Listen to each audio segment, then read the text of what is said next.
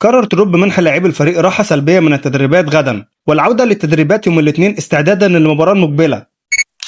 بعد 69 يوم إمام عاشور يعود للمشاركة مع الأهلي أمام شبيبة القبائل بدوري الأبطال ويسجل الهدف الرابع. الرباعية الأولى مع تروب، الأهلي يفوز على شبيبة القبائل في دوري أبطال أفريقيا. محمد الشناوي سيجري إشاعة على العضلة الضمة خلال الساعات القادمة، وذلك للإطمئنان على حالته الطبية وتقييم موقفه من المشاركة في التدريبات الجماعية. علي سعيد الكعبي معلق مباراة الجيش الملكي والأهلي يوم الجمعة القادمة الساعة 9 مساء عبر بي إن سبورت 1. قررت إدارة الكرة بالنادي الأهلي السفر عبر طائرة خاصة إلى الرباط بشكل مباشر صباح يوم الأربعاء. الأهلي أمام الجيش الملكي المغربي يوم 28 نوفمبر الجمعة في الجولة الثانية من دور المجموعات لبطولة دوري أبطال أفريقيا الساعة 9 مساء.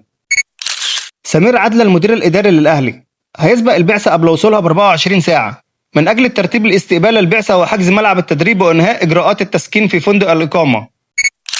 بمشاركة صلاح هزيمة قاسية لليفربول بثلاثية من نوتنجهام في الدوري الإنجليزي. بمشاركة مرموش هزيمة السيتي من نيوكاسل في الدوري الإنجليزي بنتيجة 2-1. ديبورتيفو لاكرونيا ينفي تفاوض الأهلي لضم زكريا الدهشوري مؤكدا أن اللاعب غير معروض للبيع وإن رحيله لن يتم إلا عبر الشرط الجزائي البالغ 30 مليون يورو مع عدم وصول أي عروض رسمية حتى الآن. بعد تصريحات ربع محترف حسام حسن يتواصل مع مصطفى محمد وينهي الأزمة. في النهاية لو عجبك الفيديو ما تنساش تعمل لايك وكومنت وتشترك في القناة حتى يصلك كل ما هو جديد وحصري، وشكرا.